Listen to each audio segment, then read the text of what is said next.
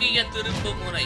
திமுகவை நிக்க வைத்து சம்பவம் செய்த நீதிபதி, உனக்கு யாரு அனுமதி கொடுத்தது? திருப்பரங்குன்றம் விவகாரத்தில் இந்து முன்னணி சார்பில் 16 கால் மண்டபம் அருகே நேற்று மாலை ஆர்ப்பாட்டம் நடத்த திட்டமிடப்பட்டது. ஆனால் போலீசார் இந்த ஆர்ப்பாட்டத்திற்கு அனுமதி வழங்க மறுத்தனர். இதனைத் தொடர்ந்து மதுரை மாவட்டத்தில் கடந்த 2 நாட்களாக ஆர்ப்பாட்டம், போராட்டம், ஊர்வலம் ஆகியவற்றை தடுக்க மாவட்ட ஆட்சியர் 144 தடை உத்தரவை பிறப்பித்தார். இந்த 144 தடை உத்தரவை ரத்து செய்யவும், இந்து முன்னணிக்கு ஆர்ப்பாட்டம் நடத்த அனுமதி வழங்கவும் கோரி அந்த அமைப்பின் மாவட்ட பொதுச் செயலாளர் கலாநிதி மாறன் உள்ளிட்ட பலர் உயர்நீதிமன்ற மதுரை அமர்வில் மனு தாக்கல் செய்தனர். இதற்கிடையில் ஆர்ப்பாட்ட அனுமதி வழங்கக்கூடாது என ஆட்சேபிக்கும் மனுக்களும் தாக்கல் செய்யப்பட்டன. இம்மனுக்களை நீதிபதிகள் ஜெயச்சந்திரன், பூர்ணிமா ஆகியோர் நேற்று விசாரணைக்கு எடுத்துக் கொண்டனர்.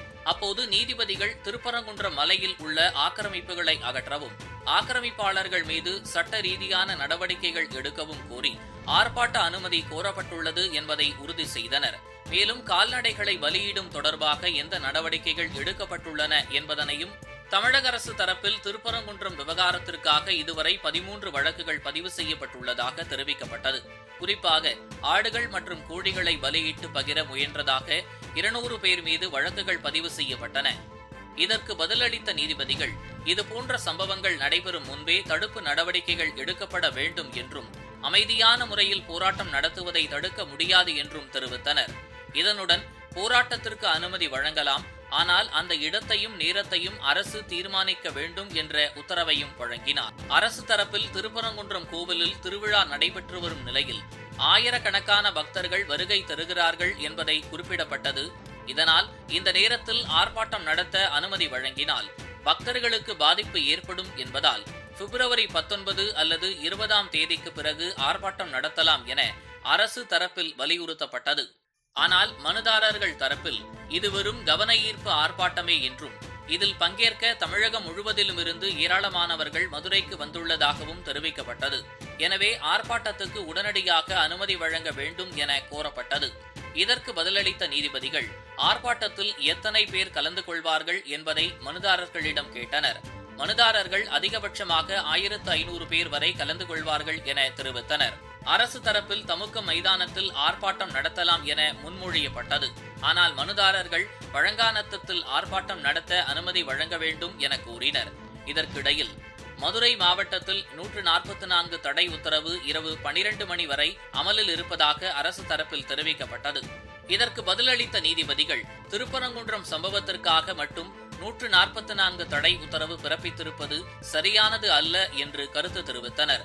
அண்ணா நினைவு நாள் ஊர்வலம் மற்றும் பால்குட ஊர்வலத்திற்கு அனுமதி வழங்கப்பட்ட நிலையில் ஆர்ப்பாட்டத்திற்கு மட்டும் தடை விதிப்பது எவ்வாறு நியாயமாக இருக்கும் என கேள்வி எழுப்பினர்.